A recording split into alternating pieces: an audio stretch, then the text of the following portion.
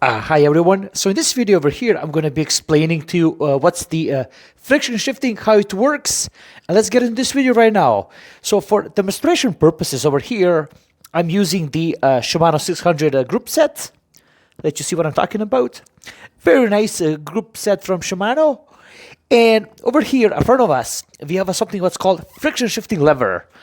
So over here, if you were to move the levers, you basically don't have that clicking index shifting like you have on the newer bikes.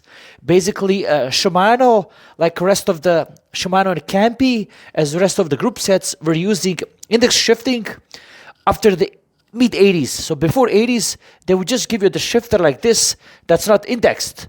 So what you're actually doing, as you move the shifter, you're pushing the chain over from the top to the bottom.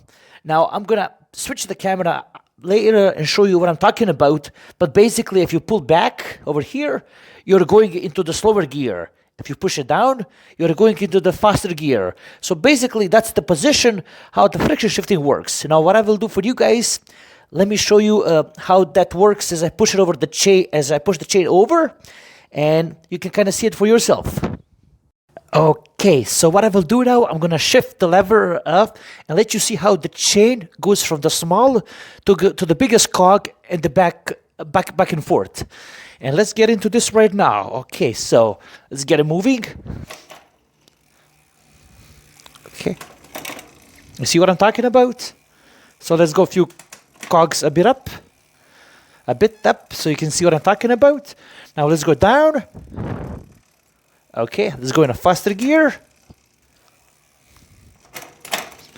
Yeah, and that's pretty much that. So if you guys see what I'm talking about, I'm moving the chain from the bottom small cog to the top to the biggest cog, and that's how the friction shifting works.